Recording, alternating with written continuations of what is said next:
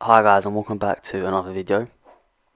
In today's video you're going to have some Division 20 online gameplay in the Bantamweight division, I believe, and you're going to have two fights, and both fights are going to be using TJ Dillashaw, and both fights are going to be against opponents using Henry Cejudo. And obviously when an opponent picks Henry Cejudo, you know you're about to get grappled to death, or at least attempted to. And going into this first fight here, as you can see from my opponent's banner, he's been in the Division 20 in Season 3 and in Season 4, so obviously going to be a high level player. And he picks Henry Cejudo first, and I end up picking Dillashaw. And Dillashaw is a perfect fighter to use against a grapple heavy opponent, him and Petr Yan, but they've both got different skill sets and both got different reasons as to why I picked them to fight a grappler. So Petr Yan is obviously very boxing heavy, and if he clips them he will hurt them. And TJ's more kickboxing heavy. He's got very good boxing, very good power, but he's also brilliant on the ground, which is another positive. If you get to the ground, he's actually got the skill set to overcome the pressure from Henry Cejudo. And going into this fight, obviously my opponent was a similar division, well, same division as me, but I think he had slightly higher points, so it's going to be an interesting one. I think I went to touch gloves there, and he went for front kick, so I was like, oh, okay. And obviously I'm not sure when this video is going to come out, but I believe a patch is coming out soon, which should probably nerf the block breaking meta, and there's going to be a new season, so that's why I'm in Division 20. And with this new patch, be prepared to face a lot more fighters that are going to grapple, because now the fighters that didn't actually know how to fight and just block breaking are going to actually have to learn the game and learn how to strike, and so a lot of them are going to resort to cheesing on the ground. So my opponent gets me on the ground and he's trying to do ground and pound straight away, and I was like, oh, okay, I see where this is going, and he's got me exactly where he wants me, but it's the first round, so I'm not too bothered.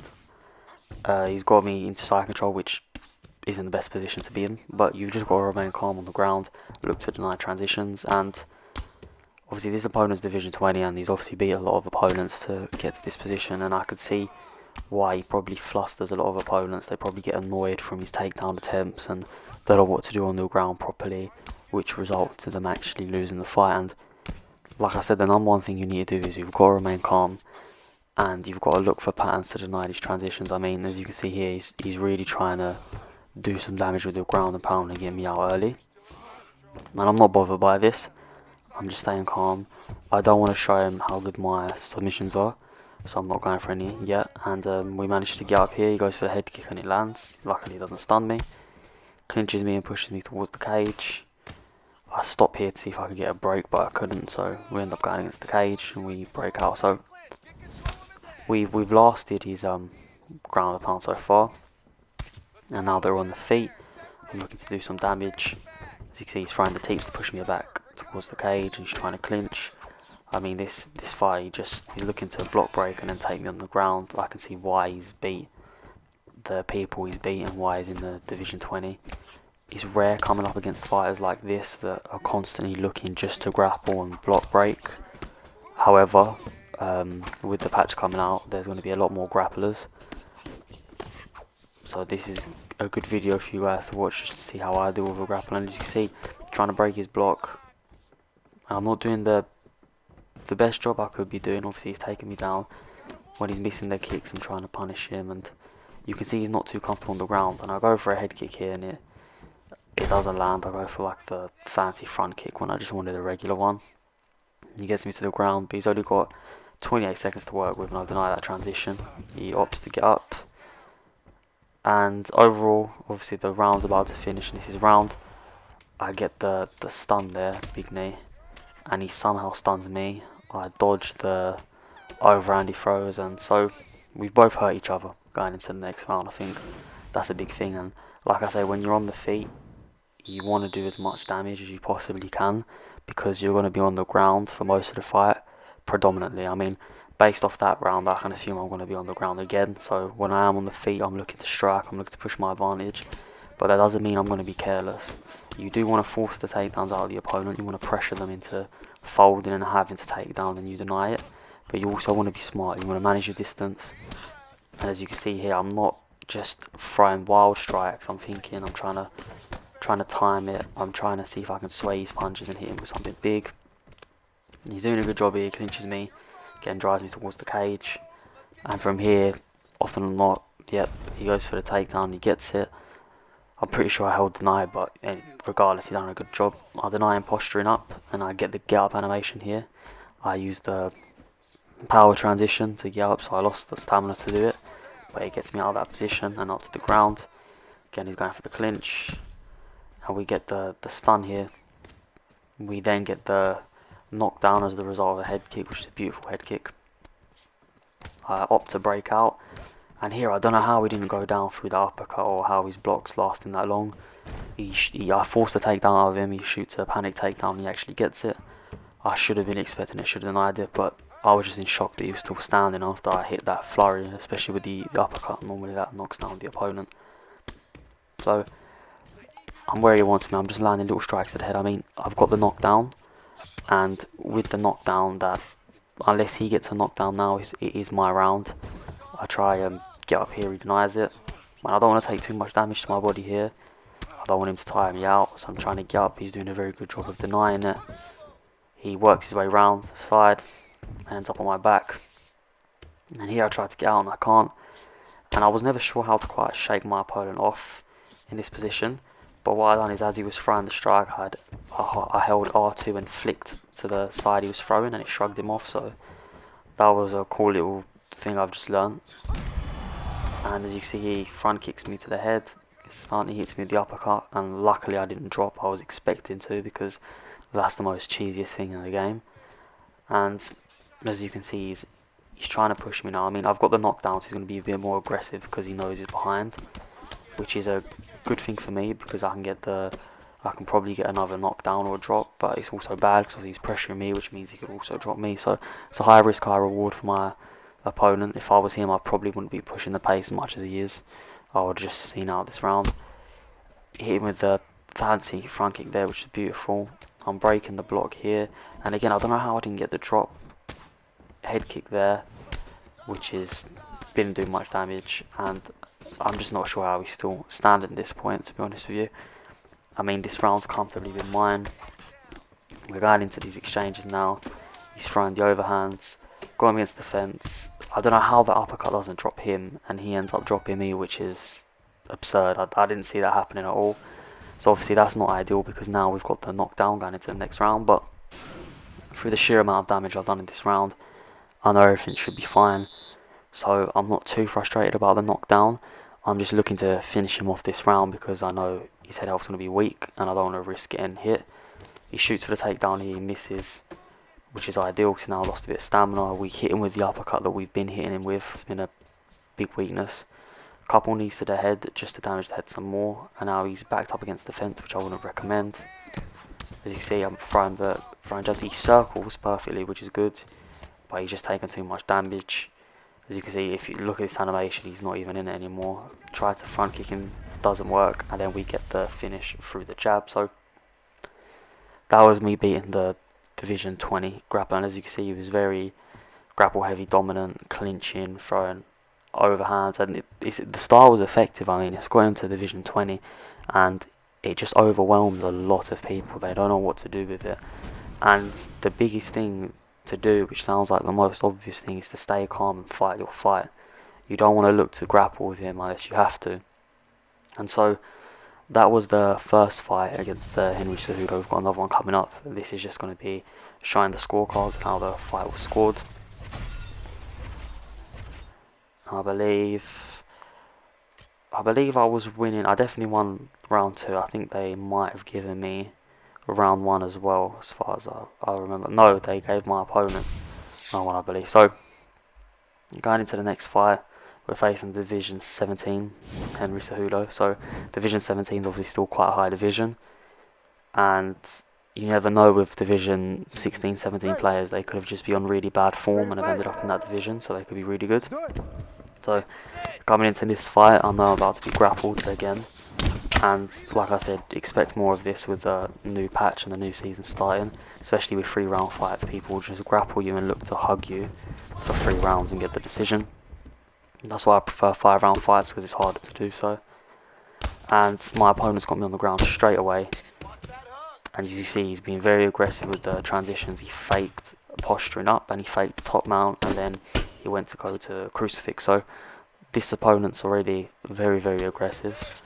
And I'm just trying to stay calm, not take too much damage, because he postures up here, trying to pick up on the habits, and he normally throws 2 hooks and then goes to the middle, which is something I'm trying to pick up on. And I've wearing my full guard, which is perfect. I'm looking to deny transition and then get up. I deny the transition, but there you go, I finally get up. I didn't want my opponent to deny it and me to lose stamina. Throws a knee to the body, and we managed to get out, and he shoots straight away for another takedown. So this opponent is a lot more aggressive than the Division 20 fighter. I mean, you can see the difference between them. The Division 20 fighter would actually look to stand and break your block and then take you down, which is probably the smarter thing to do, because you're mixing up your takedowns. And not only that, but because you're breaking the block when you get to the ground, their block's broken, you can ground and pound them easier. And it's been about 2 minutes of this fight, and he's got about 3 takedowns, but he hasn't done much damage with them. So I'm not too bothered about him getting the takedowns, because I'm comfortable on my back. And obviously it's only the first round. I'd only be worried if it's the 3rd round and he's dominated me for 3 rounds on the ground. So right now I'm in a good position. We managed to force the get up here, and we decided to back away. And I'm looking to see what his striking's like, and I can tell he's not really comfortable striking, just by the way he's constantly forcing the takedowns. We get a deny here, and I see he has no stamina. So I turn him towards the cage, I back off, and I start to unload. Hit his body just to punish him a bit, because obviously he's already going to be taxed if he has no stamina. So I want to work the body as much as possible, and he does a good job there of working the body. Lands quite a few strikes there to my body,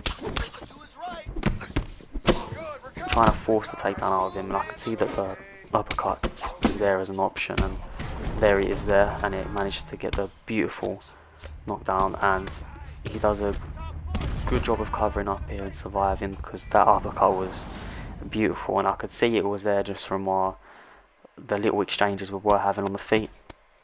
Now I've ended up on top, and that knockdown has, in my opinion, won me the round.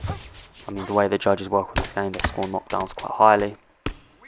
So I posture up here and do a bit of ground and pound, because I know his head health was quite low. And that's the round over. So although he had success in this round, because I remained calm, because I pushed the pace when I needed to, because I found an opening which resulted in the knockdown, I'm now on the round. So everything he done in that round, although it was part of his game plan, hasn't done much. And now I've got the confidence coming into this that I can drop him. He's been hurt, and we finished the round on top. And as you can see, I missed the head kick there, and he goes straight for the takedown. My opponent doesn't want this to be on the feet at all, and right now I want to damage his block, and I want to work the body. I mean, we know his chin health's already not the greatest, so it'd probably be a good idea to start working the body. And you can see, throwing these wild strikes, doing a good job there of his head movement, getting out of the punches.